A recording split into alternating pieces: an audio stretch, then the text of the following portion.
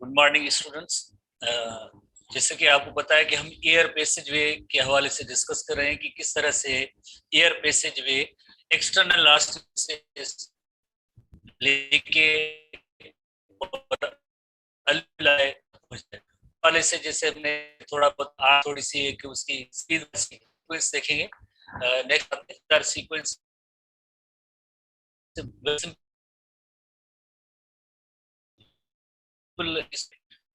सबसे पहले पास्ट से एयर एंटर होती है, उसके बाद nasal cavity, you know very well. Cavity कभी कभार ऐसे होता है, नेजल कैविटी से जैसे फेरेंट्स में एयर आती है जो नॉर्मल बात है, कभी कभार ऐसे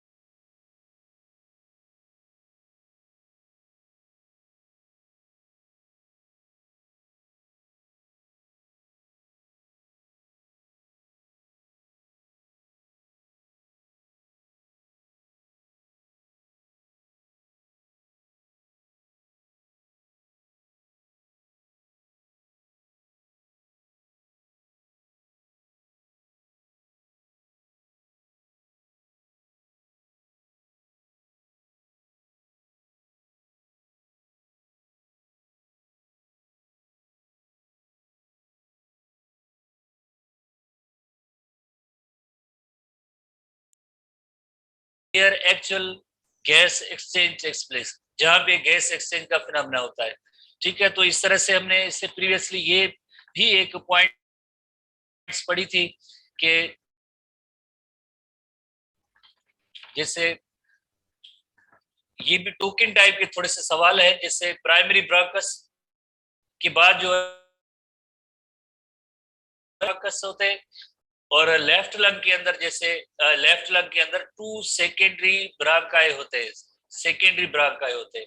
उसके बाद जैसे टर्शरी ब्रांकाई होते हैं, टर्शरी ब्रांकाई के बाद देन ब्रांक्यूल होते हैं, और ब्रांक्यूल के बाद जैसे ब्रांक्यूल, तो ब्रांक्यूल के बाद देन रेस्पिरेटरी ब्रांक्यूल है, उसके बाद अल्वियुलर डक्ट है, अल्वियुलर डक्ट के बाद अल्वियुलर सैक, और फाइनली जैसे अल्वियुलाई होते हैं जहां पे एक्चुअल गैस एक्सचेंज होती है।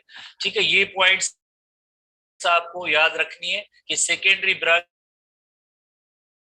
जैसे राइट लंग के अंदर कितने होते हैं और लेफ्ट लंग के कितने होते हैं। ठीक है, इस तरह के जो थोड़े से टोकन टाइप के सवाल है, इनको भी आप जहन में रखेंगे। उसके बाद जैसे एक बट जैसे कल भी कुछ स्टूडेंट्स जैसे पूछ रहे थे कि व्हाट इज लंग सर्फेक्टेंट या पल्मोनरी सर्फेक्टेंट। पल्मोनरी सर्फेक्टेंट किससे कहते हैं, तो पल्मोनरी सर्फेक्टेंट पे हम आते हैं कि पल्मोनरी सर्फेक्टेंट का क्या रोल होता है।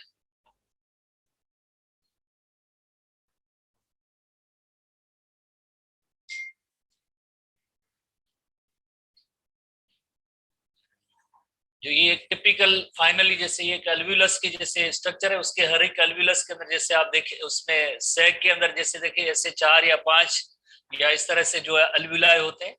तो जिस तरह से फाइनल पॉइंट यही होती है जहां पे एक्चुअल गैस एक्सचेंज होती है। तो आप यकीनन यहाँ पे नोट करेंगे 2 किस्म के सेल्स हैं, जैसे एक टाइप 1 नीमोसाइट्स हैं, एक सेल्स अल्व्यूलाई की लाइनिंग के साथ एक टाइप 1 नीमोसाइट्स होते हैं, और दूसरे होते हैं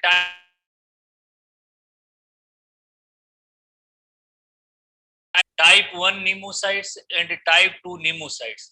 टाइप 1 जो होते हैं ये फेगोसाइट्स प्रोड्यूस करते हैं, फेगोसाइट्स, और यकीनन जैसे आपको पता है कि इनका रोल एक डिफेंस सिस्टम के हवाले से होता है, इम्यूनिटी के हवाले से होता है।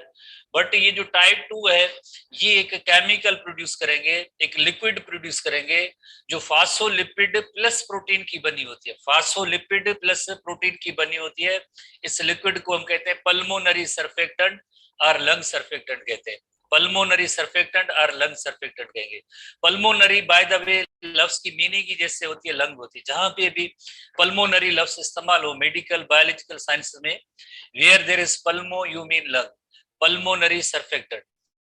यानी इस पल्मोनरी सर्फेक्टेंट का काम ये होता है, it reduces the surface tension, surface tension को रिड्यूस करने का काम जो है इन पल्मोनरी सर्फेक्टेंट का होता है। खास तौर पे जैसे जब वेंटिलेशन का अमल होता है, वेंटिलेशन की मीनिंग क्या होती है, जब जिस तरह से एयर जो एटमॉस्फेयर से अल्टीमेटली जैसे अल्व्यूला तक आए और अल्व्यूला से देन जो है वापस एटमॉस्फेयर में जाए, तो इस अमल को हम कहेंगे वेंटिलेशन कहेंगे या ब्रीदिंग कहेंगे। तो जिस तरह से खास तौर पे जब एक्सपायरेशन का अमल हो, या जिस तरह से यहाँ से एयर जब बाहर जाए, तो ऐसे ना हो कि ये जो है अल्व्यूलाई जो रप्चर हो जाए, ऐसे ना हो कि अल्व्यूलाई रप्चर हो जाए, उनको रप्चर या डैमेज हो जाए, डिस्ट्रॉय हो जाए। या डैमेज या डिस्ट्रॉय कैसे हो सकते हैं, जब ये एक दूसरे के साथ मिल जाए या नैरो हो जाए, नैरो हो जाएंगे, तो यकीनन क्या होगा कि देन जो है गैस एक्सचेंज का फिनोमेना यहाँ पे नहीं हो सकता है। इनको इसी सूरत में रखना है, जैसे ये सैक या बैग लाइक स्ट्रक्चर है ना, ऐसी रहनी है, ताकि ये जो आपस में जो है इनकी जो है वाल्स है या ये जो मेम्ब्रेन से मिल ना जाए और देन जो है डिस्ट्रॉय ना हो जाए। तो इससे बचाने के लिए जो सरफेस टेंशन जो इसको रिड्यूस करने के लिए एक केमिकल होते हैं, लिक्विड बनी होती है, उसका नेम होता है लंग सर्फेक्टेंट और पल्मोनरी सर्फेक्टेंट, जिनकी केमिकल नेचर क्या होती है, केमिकल नेचर है लिपोप्रोटीन, जो फास्फोलिपिड प्लस प्रोटीन के बने होते हैं ये केमिकल। तो जैसे अगर आपने फर्स्ट ईयर के हवाले से अगर थोड़ा बहुत पढ़ा हो, चैप्टर 2 के अंदर जैसे एसटीबी के अंदर है, जो भी जैसे फास्फोलिपिड मॉलिक्यूल होते हैं ना, जैसे उसमें एक फास्फेट ग्रुप होता है और यहाँ पे एक ग्लाइसरॉल होता है और यहाँ पे 2 फैटी एसिड्स होते हैं, 2 फैटी एसिड्स के मॉलिक्यूल होते हैं, 2 fatty acid glycerol phospholipid. Phospholipid molecule जैसे आपको पता है कि हाइड्रोफिलिक होता है या हाइड्रोफोबिक होता है। अगर आप थोड़ा सा टाइप करेंगे कि फास्फेट ग्रुप हाइड्रोफिलिक है या हाइड्रोफोबिक इन नेचर है, हाइड्रोफिलिक है या हाइड्रोफोबिक इन नेचर है जिशन साहब, हाइड्रोफिलिक इन नेचर और hydrophobic in nature, hydrophilic in nature exactly. Phospholipid phosphate group है हाइड्रोफिलिक इन नेचर है, हाइड्रोफिलिक इन नेचर है, हाइड्रोफिलिक का मतलब है वाटर लविंग इन नेचर है। और जो फैटी एसिड है ये हाइड्रोफोबिक इन नेचर है, हाइड्रोफोबिक इन नेचर है, यानी वाटर हेटिंग और वाटर रिपेलिंग है। तो किस तरह से, जैसे ये अल्व्यूलाई होते हैं, तो अल्व्यूलाई होते हैं तो इसमें ये होता है कि फिनोमेना, जैसे हम एक आगे इलस्ट्रेशन में भी देखेंगे, तो ये अल्व्यूलाई है, इसमें जैसे अगर water molecules, for example water molecules जैसे एक्सपायरेशन का जब अमल हो, तो वाटर मॉलिक्यूल्स में एक जैसे फोर्स ऑफ अट्रैक्शन होती है, जब ये फोर्स ऑफ अट्रैक्शन के जरिए आपस में जैसे मिल जाएंगे, तो यकीनन क्या होगा कि ये जो है वाल से एक दूसरे के करीब आएंगे और अल्व्यूलाई डैमेज हो जाएगा। ये एक लिक्विड है, लिक्विड जिसका नेम है लंग सर्फेक्टेंट, उसके अंदर जो केमिकल ये जो होते हैं जिन्हें हम कहते हैं लाइक ये जो नेचर जो है केमिकल नेचर इनकी होती है फास्फोलिपिड प्लस प्रोटीन के बने होते हैं। तो यकीनन ये जो फास्फेट ग्रुप होगा ये वाटर के साथ यहाँ पे लिंक होगा, और बाकी जिस तरह से अंदर जितने भी होंगे ये हाइड्रोफोबिक इन नेचर होंगे। तो इस यकीनन इस अल्व्यूलस और एयर सैक को, अल्व्यूलस और एयर सैक को आपस में मिलने ये नहीं देंगे, डिस्ट्रॉय होने नहीं देंगे। तो ये मैकेनिज्म होती है कि सरफेस टेंशन रिड्यूस करती है। ये एक फ्लूइड और लिक्विड है जिससे कहते हैं पल्मोनरी सर्फेक्टेंट। इलस्ट्रेशन पे भी आते हैं, ठीक है। जैसे एक स्टूडेंट कल शायद कोई मैंने देखा था कि पूछ रहे थे, तो 10 उसने जैसे टाइप किए थे कि अल्व्यूलाई रप्चर क्यों नहीं होते हैं, अल्व्यूलाई रप्चर क्यों नहीं होते, अल्व्यूलाई इस वजह से रप्चर नहीं होते, ठीक है। पता नहीं टेक्स्ट बुक में तो इतना बड़ा उसका जो सवाल नहीं है, बट सिर्फ एक ही पॉइंट है कि जिस तरह से टाइप 2 सेल्स होते हैं, जो टाइप 2 सेल्स होते हैं वो एक लिक्विड सीक्रेट करते हैं। जैसे टाइप 2 नीमोसाइट्स जो होते हैं, they secrete surfactant, mixture of lipid जो फास्फोलिपिड होते हैं एंड प्रोटीन के बने होते हैं, which helps to prevent the alveolus from collapsing. Collapse का मतलब होता है कि जैसे इनकी वाल्स आपस में मिल जाएंगी कंप्लीटली, एंड स्टिकिंग शट यानी आपस में उनको जुड़ने नहीं देंगे। As air moves out of the lungs during expiration, तो जब भी एक्सपायरेशन का अमल होगा तो यानी ये आपस में स्टिक ना हो जाए, तो इसे हम कहते हैं अल्व्यूलाई जो है, अल्व्यूलाई क्या कहेंगे हम, कोलैप्स कह सकते हैं उसको। तो देखिए ये इसके अंदर एक फ्लूइड विद सर्फेक्टेंट जो मौजूद है, it reduces the surface tension and prevents the sides of alveolus from sticking to each other। ये alveolus की दोनों साइड्स अगर एक दूसरे के साथ ये काम की अब नहीं रही, बिकॉज इसके अंदर अब एयर नहीं आती है, तो उसे कहते हैं कोलैप्स होना। अगर ये दोनों स्टिक हो जाएं तो ये कोलैप्स हो जाएगी। कोलैप्स से कौन बचाता है, कोलैप्स से बचाता है वो एक लंग सर्फेक्टेंट, पल्मोनरी सर्फेक्टेंट, जिन्हें हम कहते हैं, जैसे ये पल्मोनरी सर्फेक्टेंट जो कौन प्रोड्यूस करता है, टाइप 2 करते हैं। तो थोड़ी सी और भी डिस्क्रिप्शन है। Pulmonary surfactant reduces the surface tension in the alveoli as alveoli expand with gas intake, the surfactant becomes more spread out of across the moist alveolar lining। तो सर्फेक्टेंट के अंदर है क्या, जैसे फास्फोलिपिड प्लस प्रोटीन है, एक side जैसे hydrophilic है, हाइड्रोफिलिक जाके वाटर मॉलिक्यूल के साथ अट्रैक्ट होगी, और अंदर जो टेल जो एंड है फास्फोलिपिड मॉलिक्यूल का, जिसके अंदर फैटी एसिड्स है, और fatty acid you know very well कि हाइड्रोफोबिक इन नेचर है, तो इनको दोनों जैसे ये वाल्स हैं या लेयर्स हैं अल्व्यूलस के दोनों साइड्स हैं, इनको आपस में स्टिक होने नहीं देंगे यकीनन। This increases surface tension and slows the rate of expansion, ensuring that alveoli inflate roughly at the same rate। जैसे ये सारा किस तरह से फिनोमिना होता है, हम एक और इलस्ट्रेशन में देखते हैं। फॉर एग्जांपल एक ऐसी, जैसे अगर हम एग्जांपल लें कि विदाउट सर्फेक्टेंट है, अगर पल्मोनरी सर्फेक्टेंट नहीं है, तो जितने भी जैसे वाटर मॉलिक्यूल्स हैं, जैसे ये वाटर मॉलिक्यूल्स हैं, अट्रैक्टिंग फोर्स इनके दरमियान मौजूद है, क्रिएट हाई सरफेस टेंशन। जब हाई सरफेस साइड से ये स्टिक हो जाएंगी तो देन जो है अंदर जो है गैस एयर का आना और देन गैस एक्सचेंज होना ये पॉसिबल नहीं होता है। बट जब तो क्या होता है, जैसे देखें ये वाटर मॉलिक्यूल है और ये जो मॉलिक्यूल है this is called as surfactant, इसके अंदर फास्फोलिपिड प्लस प्रोटीन के बने होते हैं। तो ये देखें ये फास्फेट ग्रुप है, जाके वाटर के साथ बाइंड होगा और उनका जो दूसरे को रिपेल करते हैं तो ये स्पेस यकीनन बड़ा होता है, तो सरफेस टेंशन इनकी रिड्यूस हो जाती है, और इस वजह से जब भी एक्सपायरेशन होती है, यानी अल्विलस के अंदर जैसे एयर जब बाहर जाती है तो ये दोनों वाल्स आपस में नहीं मिलती है। क्यों नहीं मिलती है, वाई, बिकॉज ऑफ इस प्रॉपर्टी की वजह से, लंग सर्फेक्टेंट की प्रॉपर्टी की वजह से। जो कुछ ऐसे बच्चे होते हैं पैदाइशी जिनमें ऐसे लंग सर्फेक्टेंट और पल्मोनरी सर्फेक्टेंट की जैसे यकीनन उसमें किसी डिसऑर्डर की वजह से कमी होती है, तो देन उनके लंग्स जो है कोलैप्स हो जाते हैं, ब्रीदिंग उनके लिए मुश्किल हो जाती है। नियोनेटल या जो बच्चे जो, ठीक है, तो ये हमारा इतना ज्यादा काम नहीं है। तो it reduces the surface tension allowing lesser pressure to maintain the alveoli, और alveolar surface tension generated by the surface tension of water within the lungs. तो यानी ये सरफेस टेंशन है उसको रिड्यूस करते हैं। तो सर्फेक्टेंट की और भी डिस्क्रिप्शन है, जैसे देखें it is a chemical that lowers the surface tension. किस तरह से, जैसे आप देखें ये फास्फेट ग्रुप है और फैटी एसिड है, तो फास्फेट ग्रुप होंगे वो वाटर के साथ भले जैसे बाइंड हो, बट बाकी जैसे अगर आप देखेंगे कि उनके जो अंदर की जो एंड्स है, फास्फेट ग्रुप जो है वाटर के साथ जैसे भले लिंक हो या बाइंड हो, बट अंदर जितने भी होंगे ये सब फैटी एसिड होंगे। तो इस तरह से जो है वो जो अल्वियोलस की जो स्ट्रक्चर होती है वो भी मेंटेन रहेगी, कोलैप्स नहीं होंगे, एक दूसरे के साथ नहीं मिलेंगे।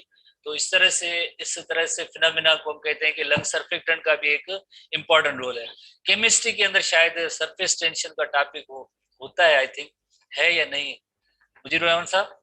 केमिस्ट्री के अंदर है सरफेस टेंशन, शायद वाटर की सरफेस टेंशन, यकीनन थोड़ी सी पढ़ी होगी आपने। तो वही सरफेस टेंशन या इस तरह से होती है कि जो सरफेस पे जो है वाटर मॉलिक्यूल जब बहुत ज्यादा यहाँ पे एक दूसरे के साथ लिंक हो, तो ये उसमें एक tension generate as compared to जैसे surface tension molecule at the surface form stronger bond, ये स्ट्रॉन्गर बॉन्ड बनाते हैं, तो उससे टेंशन को हम जैसे कहेंगे सरफेस टेंशन। तो आप जैसे देखें ये फास्फेट ग्रुप वाटर के साथ जैसे बाइंड हुआ है, और जिस तरह से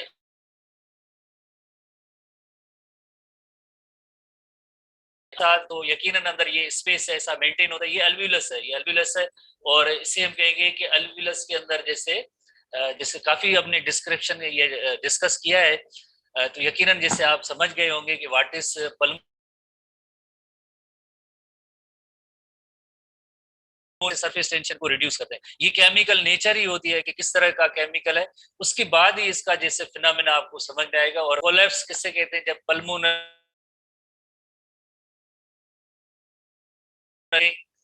इनको आपस में वाल्स को मिलने से कौन रोक रहा है? ये लंग सर्फेक्टेंट है।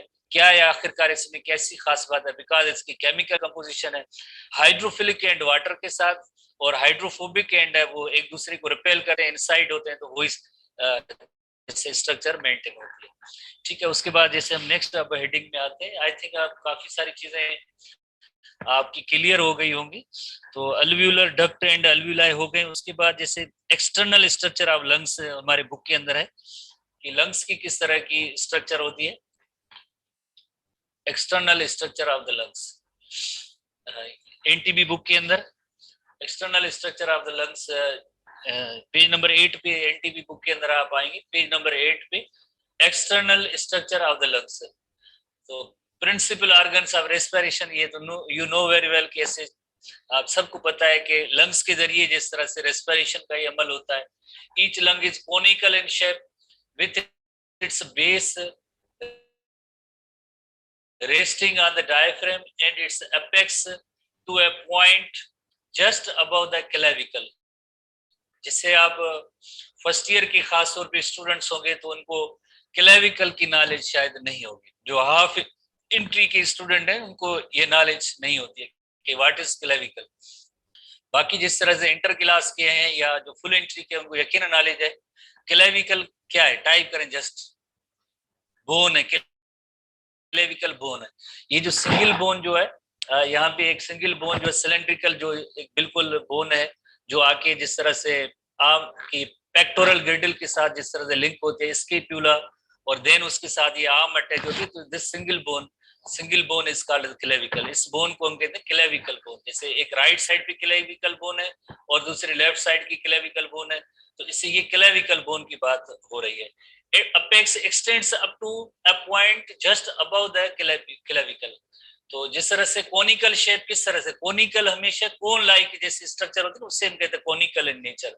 तो जैसे यहाँ पे वेरी क्लियर है कि ये डायफ्रेम है, ये डायफ्रेम है। एक इसका जो वाइडर पार्ट होता है, वाइडर पार्ट जो होता है वो डायफ्रेम के साथ होता है, और जो टिप होती है जैसे अपेक्स और टिप है, तो अपेक्स और टिप जो है वो यहाँ पे यकीनन जो क्लेविकल पॉइंट तक है। ठीक है, तो इस वजह से हम इन्हें कहेंगे लंग्स आर जो है कोनिकल इन नेचर। कोनिकल की मीनिंग होती है जैसे बेस जो है जिनका वाइड हो और टिप या अपेक्स एक नैरो होती है, तो इसे हम कहते हैं कोनिकल स्ट्रक्चर कहते हैं। तो ओवरऑल हर लंग जो है उसकी जो शेप है बाय द वे वो होती है कोनिकल शेप होती है। Conical shape with its base resting on the diaphragm. जैसे डायफ्रेम है, इस पे बेस है, और जो इसकी टिप होगी वो टिप कहाँ पे होगी? Up to the extend just above the clavicle। Right and left lungs are separated medially by heart and mediastinum। जैसे अगर नेक्स्ट इलस्ट्रेशन में आते हैं, एक मीडियास्टियम एक टर्म है, जनरल टर्म है मीडियास्टियम। जैसे यहाँ पे दोनों लंग्स के दरमियान जैसे हार्ट भी होती है, और एक टर्म है mediastinum, central compartment of thoracic cavity surrounded by loose connective tissue is called as mediastinum. Illustration में भी आते हैं, the central compartment of thoracic cavity. Chest cavity के अंदर, चेस्ट कैविटी के अंदर भी central compartment that is called mediastinum. तो यानी जैसे राइट और लेफ्ट लंग तो है, राइट और लेफ्ट, एक राइट साइड लंग है, दूसरा लेफ्ट साइड लंग है, बट इनको सेपरेट कौन कर रहा है? सेपरेट अंदर जैसे यकीनन एक कंपार्टमेंट बीच में मौजूद है। हार्ट भी दोनों लंग्स के दरमियान की स्पेस में आती है, तो राइट लंग और लेफ्ट लंग दोनों एक दूसरे से सेपरेटेड है।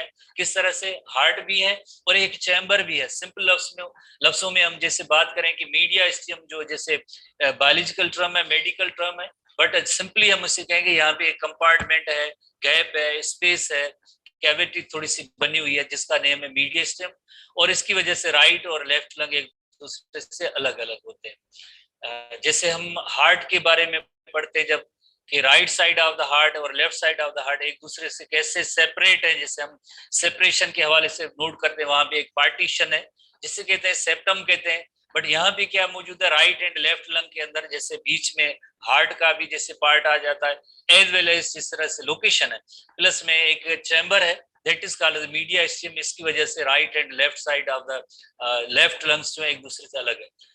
Which is the area between the lungs? Mediastinum क्या है? जो area between the lungs, right lung और लेफ्ट लंग के दरमियान, राइट लंग और लेफ्ट लंग के दरमियान जो एरिया होता है उसे हम कहते हैं मीडियास्टियम कहते हैं। Mediastinum which is the area between the lungs. The lungs has two lobes, जैसे एक लेफ्ट लोब होती है, एक होती है राइट लोब होती है। जैसे ये लेफ्ट लंग जनरली जिसे कहते हैं, और एक है राइट लंग। तो इसकी जैसे पहचान क्या होती है राइट और लेफ्ट की? उसमें जैसे जो राइट साइड का जो लोब है या लंग है उसके अंदर तीन जो इसकी फर्दर जो डिवीजन होती है, एक सुपीरियर लोब होती है, मिडिल लोब होती है और इन्फीरियर लोब होती है। राइट लंग के अंदर सुपीरियर, मिडिल एंड इन्फीरियर, और लेफ्ट लंग जो होगा उसके अंदर एक दो ही होंगे लोब्स आगे, एक जैसे सुपीरियर होगी और दूसरी इन्फीरियर होगी। The lungs has two lobes, हर एक लंग के अंदर जैसे दो लोब्स हैं, superior lobe and inferior lobe. किसमें? जैसे ये लेफ्ट लोब के अंदर, लेफ्ट लंग के अंदर होंगे सुपीरियर लोब और इन्फीरियर लोब, बट जो राइट लंग है उसके अंदर सुपीरियर भी है, इन्फीरियर भी है, और बीच में जैसे एक और लोब अंदर भी ऐसी लाइंस जैसे थोड़ी सी मौजूद है। तस्वीर थोड़ी सी जैसे आप कहें कि ब्लैक एंड व्हाइट है, उस वजह से इतनी ज्यादा क्लियर नजर नहीं आती है, बट यहाँ पे भी ऐसी लाइनिंग आपको नजर आती है। जैसे ये जो लोब जो मिडिल लोब कहलाती है, बाकी ये सुपीरियर लोब और ये इन्फीरियर लोब, और इसके अंदर जैसे सुपीरियर लोब है और इन्फीरियर लोब है, दो लोब से। तो ये थोड़ी से लाइक टोकन टाइप के सवाल है जिनको आप नोट करेंगे, जिनको आप नोट करेंगे। अब थोड़ा सा नेक्स्ट आते हैं कि left lung shares space with the heart, right lung has three lobes. Right lung के अंदर जैसे थ्री लोब्स हैं, जैसे अभी मिडिल लोब है और एक इन्फीरियर लोब है। तो जो ऐसी लाइंस होती हैं जिसमें दरमियान जैसे उसे हम, या पार्टीशन जैसे ऐसी बनी होती है, उसे मेडिकल टर्म में उसे कहते हैं फिशर कहते हैं। थोड़ी सी डिप्रेशन या ऐसी पार्टीशन या डीप लाइन जो होती है उसे फिशर कहते हैं, जिसकी वजह से ये इतनी लोब्स होती है। और लेफ्ट लोब है तो लेफ्ट लंग है उसके अंदर सुपीरियर और इंफीरियर लोब है। The right lung has three lobes, hilum is the triangular shape, से भी जैसे हिलम लफ्ज से पढ़ा था, आप स्टूडेंट्स को याद है या नहीं याद है? इंटर क्लास के अंदर किडनी की जब हम स्ट्रक्चर पढ़ते हैं तो वहां पे एक हिलम टर्म भी पढ़ा था, हिलम और हिलस। याद है स्टूडेंट क्या है हिलम? टाइप करें जो इंटर क्लास के स्टूडेंट्स।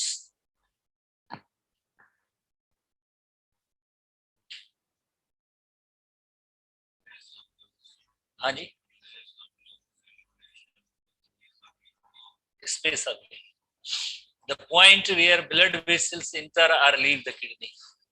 पॉइंट वो यकीनन डिप्रेशन है, but point where blood vessels enter और लीव द किडनी उससे हम कहते हैं रीनल हिलस कहते हैं। तो वो हिलस एक जनरल टर्म है, टेक्निकल टर्म है, ब्रॉडर टर्म है, जनरली इस्तेमाल होता रहता है। तो hilum is a triangular shape depression, actually depression के लिए लफ्ज इस्तेमाल होता है। आप both lungs where blood vessels and airways pass into the lungs. वही बात हो गई कि पॉइंट किडनी के हवाले से जैसे हमने बात की थी, किडनी जिस तरह से बीन शेप है, तो ये जो डिप्रेशन होती है उसे जैसे हम कहते हैं हीलम कहते हैं। तो इसी हीलम के पॉइंट पे जैसे ब्लड वेसल्स इंटर भी होती है और यहाँ से जो है बाहर भी जाती है। तो यानी यही हीलम क्या है, हीलम इज एक्चुअली डिप्रेशन है। डिप्रेशन की मीनिंग है थोड़ा सा नैरो पार्ट है, और बोथ लंग्स दोनों साइड के, ऐसे नहीं कि जैसे सिर्फ एक साइड पे, दोनों साइड पे जैसे ब्लड वेसल्स भी इंटर होती है और लीव भी करती है, वहां से निकलती भी है, and airways pass into the lungs. तो उस पॉइंट को हम कहेंगे हीलम कहेंगे, ठीक है। तो पल्मोनरी हीलम जैसे हम कह सकते हैं, बुक टर्म तो नहीं है, बट जैसे रीनल हीलम कहते हैं, तो इस तरह से ये लंग्स का हीलम है। ये लंग्स का हीलम है जहां पे दोनों साइड से ब्लड वेसल्स इंटर भी होंगे, लीव भी होंगे, प्लस में रेस्पिरेटरी जैसे एयरवेज जो है वो भी इंटर होते हैं। Lungs are spongy due to the presence of alveoli, और जैसे डेफिनेशन भी आपके सामने ही मौजूद थी हीलम की, डिप्रेशन और fissure where structure such as blood vessels and nerves enter an organ is called as hilum, उसे हम कहते हैं हीलम कहते हैं। हीलम जो है डिप्रेशन होती है। तो किस तरह से हम ये इलस्ट्रेशन देखते हैं कि हाउ हीलम, तो आप यकीनन जैसे देख रहे हैं कि येलो कलरेशन जो है ये लंग की है, और ये हार्ट की जो पोजीशन है तो स्पेस भी मौजूद है, डायस्टेम जिसे कहते हैं। तो इसके अंदर जैसे क्या होता है, ब्लड वेसल्स जैसे इंटर भी होती है, लीव भी होती है। तो ये दोनों लंग्स हैं एक दूसरे से अलग होते हैं, सेपरेट होते हैं। किस वजह से, जैसे डायस्टेम इसे पॉइंट को कहते हैं।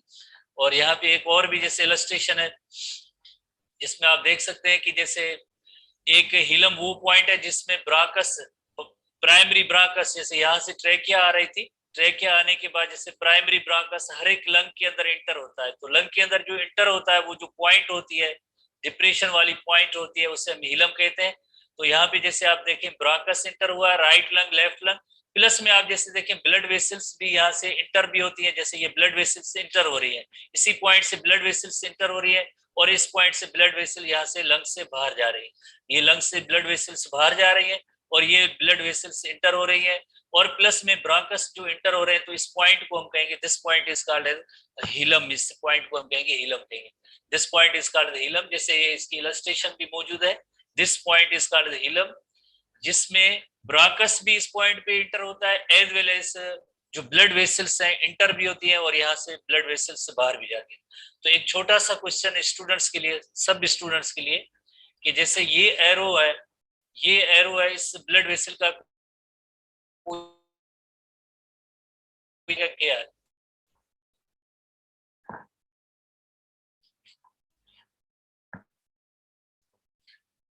पल्मोनरी, पल्मोनरी आर्टरी है। ये पल्मोनरी आर्टरी होगी जो इंटर हो रही है, और यहाँ से जो बाहर जा रही है ये पल्मोनरी वेन है। पल्मो लफ्ज की मीनिंग की जैसे होती है pulmo, where there is pulmo you mean lung. जहां भी बायोलॉजिकल साइंसेस में पल्मो लफ्ज इस्तेमाल होता है उसकी मीनिंग ही लंग। तो पल्मोनरी आर्टरी इंटर हो रही है, पल्मोनरी वेन यकीनन हार्ट इस लंग से बाहर जा रही है। तो अगेन एक छोटा सा, अगेन एक छोटा सा सवाल है सबसे है, सब स्टूडेंट से है कि इसमें जो ऑक्सीजनेटेड ब्लड होगा या डी ऑक्सीजनेटेड ब्लड, टाइप करें। हाँ जी, पल्मोनरी आर्टरी के अंदर डी ऑक्सीजनेटेड ब्लड होता है, पल्मोनरी वेन जो होती है उसमें ऑक्सीजनेटेड ब्लड होता है। बिल्कुल स्टूडेंट्स के पास नॉलेज है, बिल्कुल सी पॉइंट सीखी है। हीलम, हीलम इज द पॉइंट जहां पे जैसे ब्रांकस भी, हर साइड का ब्रांकस भी इंटर होता है, प्लस में ब्लड वेसल्स इंटर भी होती है, ब्लड वेसल यहाँ से निकलती है। तो इस पॉइंट को हम कहते हैं हीलम कहते हैं। This point is called as hilum. ठीक है, अब हम नेक्स्ट आते हैं। काफी सारी जो आपने डिस्कशन की है एक्सटर्नल स्ट्रक्चर्स ऑफ लंग्स के हवाले से, और उसके बाद जैसे हम नेक्स्ट आते हैं मैकेनिज्म ऑफ ब्रीदिंग, जिसे हम वेंटिलेशन कहते हैं। इस पे आते हैं, मैकेनिज्म ऑफ ब्रीदिंग पे आते हैं। अच्छा, मोर ओवर जैसे जो प्रोटेक्शन है, थोड़ी सी ब्रीदिंग मैकेनिज्म में जाने से पहले थोड़ी सी एसटीबी बुक के अंदर भी पॉइंट है। एसटीबी बुक है, सिंध टेक्स्ट बुक बोर्ड, उसके हवाले से भी एक दो क्वेश्चंस मौजूद है। इस तरह से जो लंग्स होते हैं ना, उनके बाहर जो कवरिंग है, लंग्स के बाहर कवरिंग और मेम्ब्रेन होती है जिसका नेम होता है प्लूरा। लंग्स के बाहर जो कवरिंग और मेम्ब्रेन है जिसका नेम होता है प्लूरा होता है। और ऐसी दो प्लूरल मेम्ब्रेन्स होती हैं, दो प्लूरल मेम्ब्रेन्स होती हैं और दोनों प्लूरल मेम्ब्रेन्स के दरमियान जो स्पेस होता है या गैप होता है उसे कहते हैं प्लूरल कैविटी कहते हैं। और प्लूरल कैविटी के अंदर फ्लूइड होती है जिसे हम कहेंगे प्लूरल फ्लूइड। तो इस तरह से लफ्ज pleuro, pleura, pleura, pleura note करेंगे। जैसे हर एक मेम्ब्रेन को हम कहेंगे each membrane is called as pleural membrane. Cover जो है उसे हम कहेंगे प्लूरा कहेंगे। बट इनकी तादाद कितनी है? 2। जैसे तादाद 2 है। एक है पेराइटल प्लूरा, जो बुक में नहीं है, नेम्स नहीं है, याद करने की जरूरत। और जो इनर वन होती है उसे विसरल प्लूरा कहते हैं, विसरल प्लूरा। इन दोनों के दरमियान जो स्पेस होगा उसे हम कहेंगे plural cavity, pleural cavity. Cavity लफ्ज की मीनिंग की जैसे गैप और स्पेस है, और ये यकीनन एक फ्लूइड से भरा होगा, ये स्पेस फ्लूइड से भरा होगा, और इस फ्लूइड का नेम होता है pleural, pleural fluid. This fluid is called pleural fluid. इस फ्लूइड का नेम है प्लूरल फ्लूइड है। और यकीनन जैसे प्लूरल फ्लूइड एक लुब्रिकेंट के तौर पे काम करती है,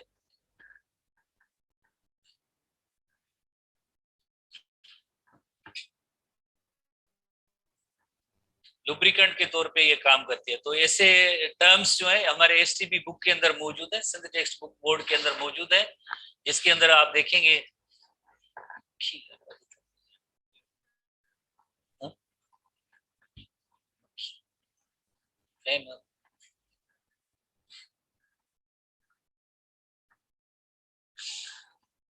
ठीक है, ये एसटीबी बुक की पॉइंट्स हैं।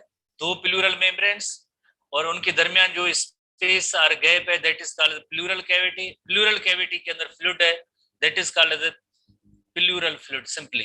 ठीक है, उसके बाद नेक्स्ट हम आते हैं लंग्स की प्रोटेक्शन किस तरह से है। ये बहुत ही इंपॉर्टेंट क्वेश्चन है जो आगे हमें थोड़ी मैकेनिज्म ब्रीदिंग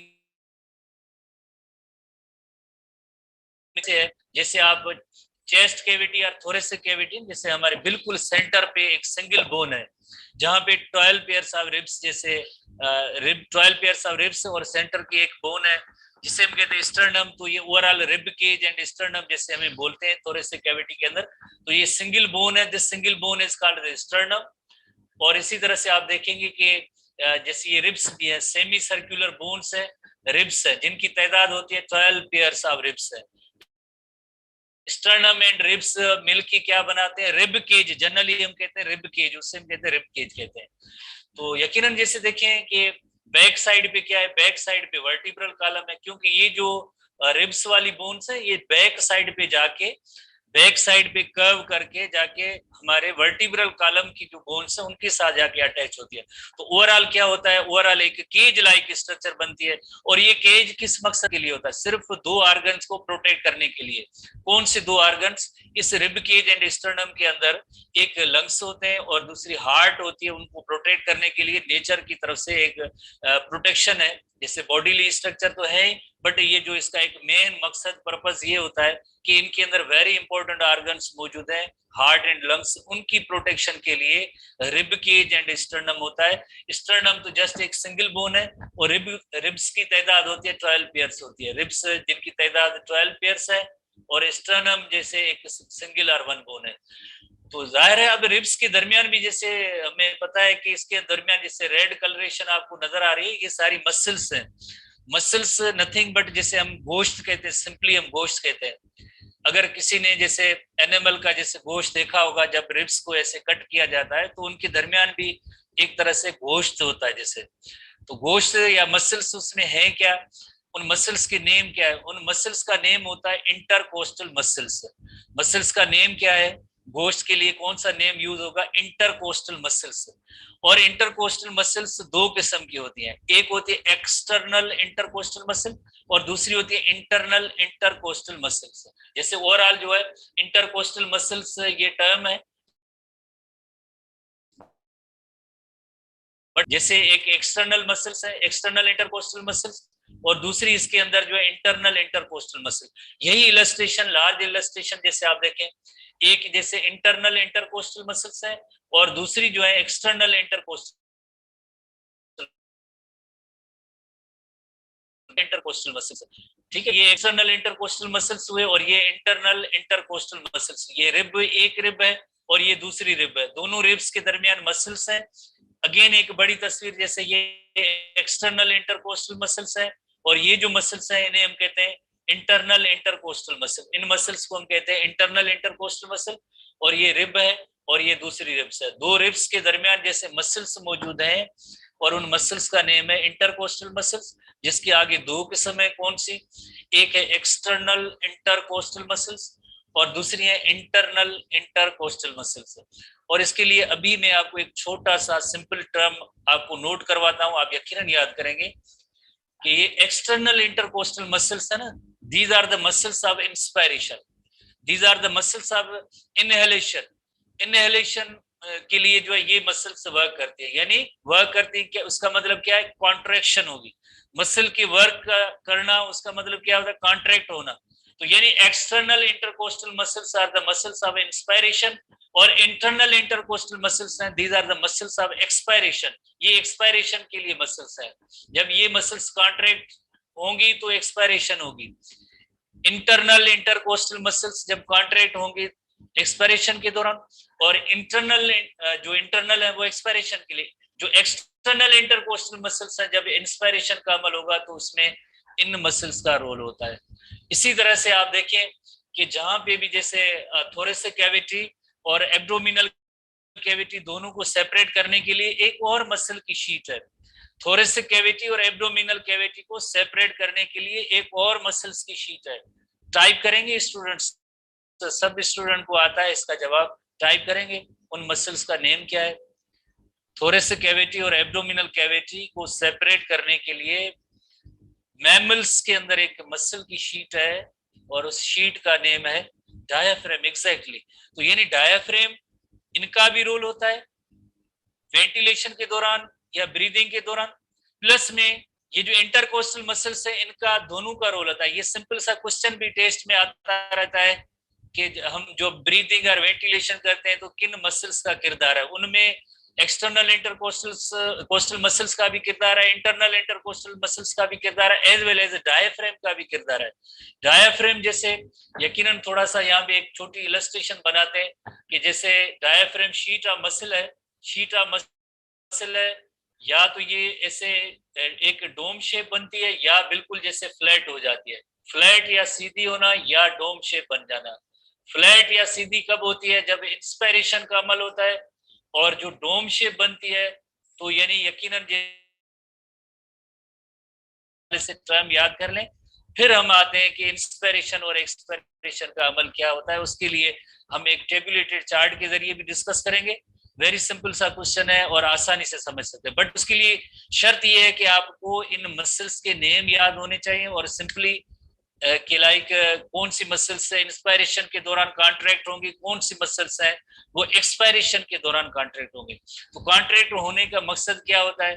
कॉन्ट्रैक्ट होने का मकसद ये होता है कि जैसे जब इंस्पायरेशन होती है तो ये rib cage moves upward and outward. Rib cage moves upward and outward. Upward की मीनिंग होती है और आउट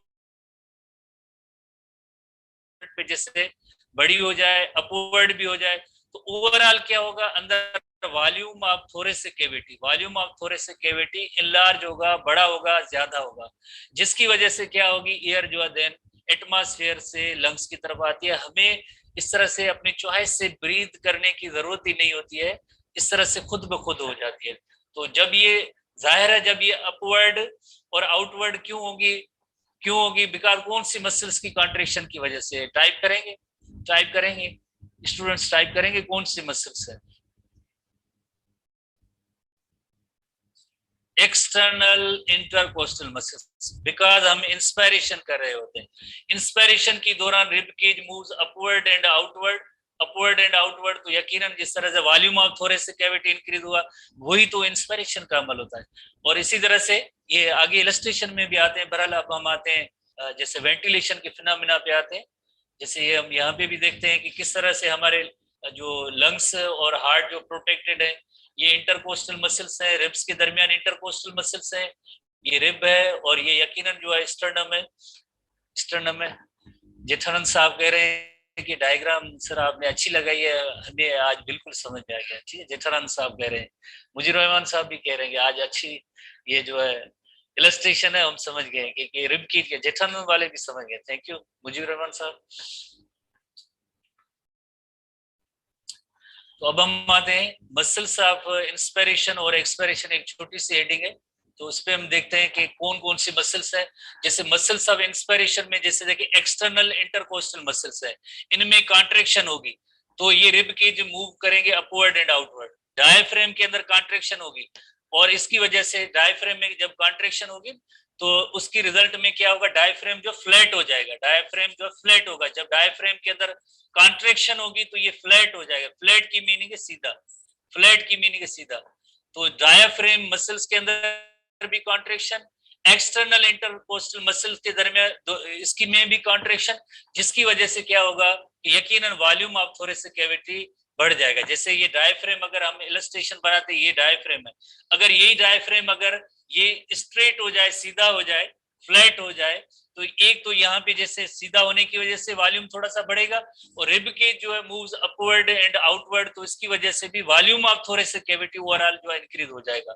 दूसरी मसल्स को ये हमारी बुक में इतनी ज्यादा डिस्क्रिप्शन नहीं है, सिर्फ इन दो मसल्स का किरदार है जो हम नोट करेंगे। इसी तरह से मसल्स ऑफ एक्सपायरेशन, जो एक्सपायरेशन की मसल्स है इंटरनल इंटरकोस्टल मसल्स है, जब इनमें कॉन्ट्रैक्शन होती है तो ये rib cage moves downward, inward and downward, दो लफ्ज है inward and downward, inward and downward, downward और इनवर्ड जो आउटवर्ड हो गए थे वो वापस इनवर्ड हो गए, ये इनवर्ड हो गए और ये डाउनवर्ड हो गए, इनवर्ड एंड डाउनवर्ड। और इसी तरह से डायफ्रेम जब रिलैक्स होगा तो वापस डोम शेप बन जाता है। जब डायफ्रेम में रिलैक्सेशन होगी तो ये डोम शेप स्ट्रक्चर बन जाएगी। डोम कहते हैं गुंबस को, तो डोम शेप स्ट्रक्चर बन जाएगी। एक्सेसरी मसल्स हमारे बुक में इंक्लूड नहीं है। तो ये मसल्स के हवाले से कंपेरिजन है। तो आहिस्ता आहिस्ता यकीनन आप इनका जो डिस्टिंग्विशिंग फॉर्म पे आ जाएंगे तो आप यकीनन इसको आप समझ सकते हैं कि इंस्पिरेशन के दौरान एक्सटर्नल इंटरकोस्टल मसल्स में कॉन्ट्रैक्शन होगी, इंस्पिरेशन के दौरान डायफ्रेम है उसके अंदर कॉन्ट्रैक्शन होगी, इसकी वजह से डायफ्रेम फ्लैट हो जाएगा। एक्सटर्नल इंटरकोस्टल्स में मसल्स में जब कॉन्ट्रैक्शन होगी तो rib cage moves upward and outward. Upward muscles है, एक्सपायरेशन की मसल्स है जिन्हें हम कहते हैं इंटरनल इंटरकोस्टल मसल्स, इनमें जब कॉन्ट्रैक्शन होगी तो rib cage moves downward and inward, downward and inward. इस वजह से वॉल्यूम ऑफ थोरेसिक कैविटी एक यहां से भी कम हो सकता है। नंबर 2, डायफ्रेम में जब कॉन्ट्रैक्शन होगी रिलैक्सेशन होगी तो उसके रिजल्ट में डायफ्रेम में रिलैक्सेशन होगी तो वापस ये डोम शेप बन जाएगा, तो भी वॉल्यूम ऑफ थोरेसिक कैविटी कम होता है। तो ये 2 पॉइंट्स मसल्स के हवाले से वेरी इंपॉर्टेंट क्वेश्चन है। बाकी अदर फंक्शन है, सॉरी, अगर हम इसका एक टेबुलेटेड चार्ट बना लें कि किस तरह से जो है इंस्पिरेशन या एक्सपिरेशन का अमल होता है, तो यहाँ पे टेबुलेटेड चार्ट कि इंस्पिरेशन और एक्सपिरेशन के अंदर क्या होता है। एक तो ये मसल्स कौन सी कि इंस्पिरेशन जैसे टेकिंग इन ऑफ एयर, जब एयर जो है हमारे एयर पैसेज वे के अंदर दाखिल होती है तो उस अमल को कहेंगे इंस्पिरेशन। और ये एक्सपिरेशन ऐसा अमल है जिसमें जो एयर है हमारे रेस्पिरेटरी पैसेज से बाहर जाती है। इंस्पिरेशन का अमल जैसे ये एक्टिव प्रोसेस है और जैसे इससे हम कहेंगे एक्सपिरेशन का जो अमल है ये जो है पैसिव प्रोसेस है। इसमें इंस्पिरेशन के अंदर क्या होता है, इंस्पिरेशन के दौरान जैसे रिब केज एंड स्टर्नम क्या होता है, moves outward and upward and outward. इसी तरह से रिब केज की पॉइंट यहाँ पे नोट करेंगे कि रिब केज एक्सपिरेशन के दौरान क्या होता है, रिब केज मूव्स अपवर्ड है तो डाउनवर्ड, आउटवर्ड तो इनवर्ड।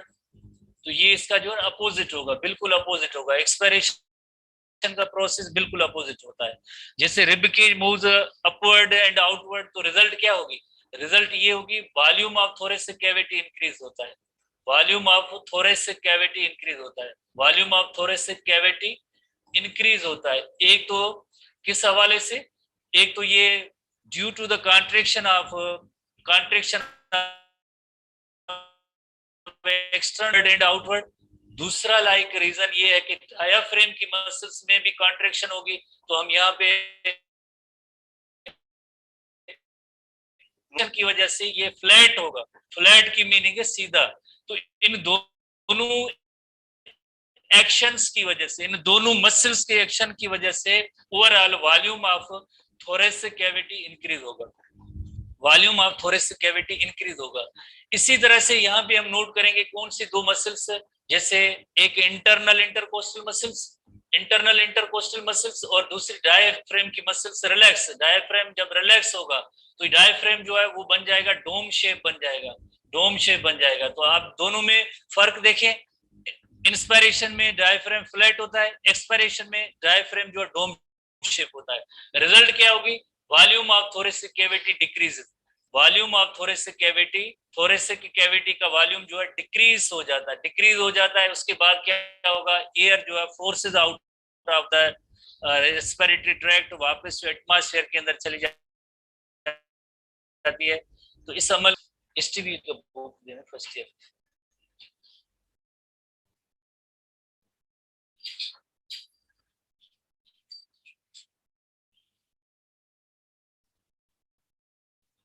मथे मथे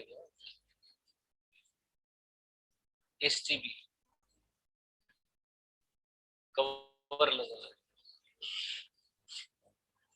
हाँ, थैंक यू।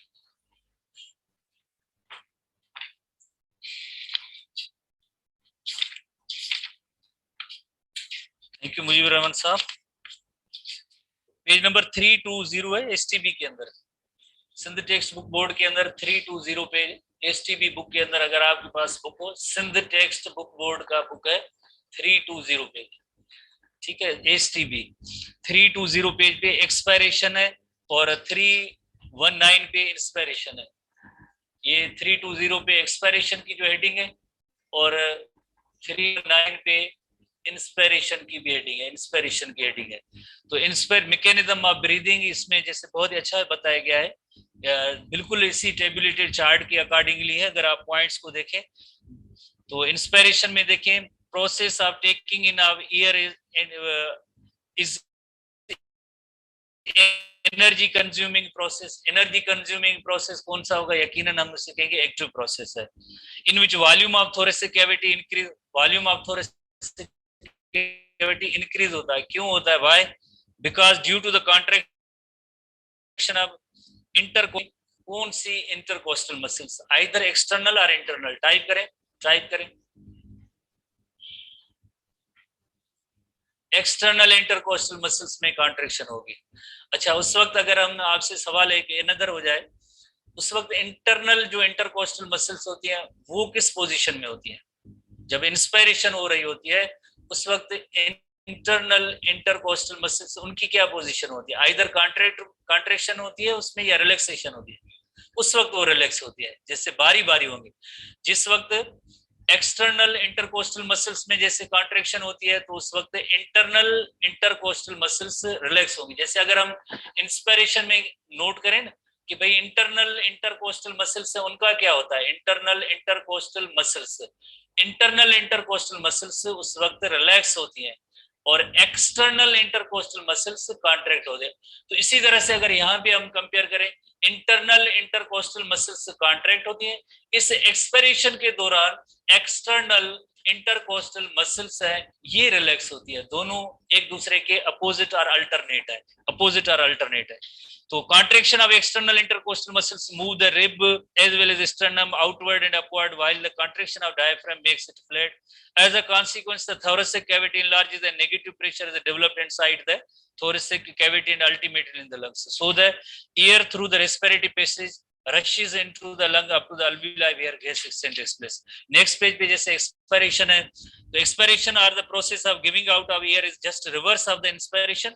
Passive process है which takes place due to the increased pressure on in thoracic cavity as well as lungs caused by the relaxation of external intercostal muscles and contraction of internal intercostal muscles which move ribs as well as sternum inward and downward. Similarly, the diaphragm also relaxes, which makes it dome shape, thus reducing the volume of thoracic cavity. As a consequence, the lungs are compressed so the air along the water vapors is exhaled out through the respiratory passage. तो इस तरह से ये inspiration और expiration की points हैं। खास तौर पे ये मसल्स का क्वेश्चन बहुत ही इंपॉर्टेंट होगा, जिसको आप यकीनन नोट करेंगे। और आज के दिन के हवाले से हम इतना ही डिस्कस करेंगे, कल हम जैसे नेक्स्ट डिस्कस करेंगे। सी यू बाय नेक्स्ट।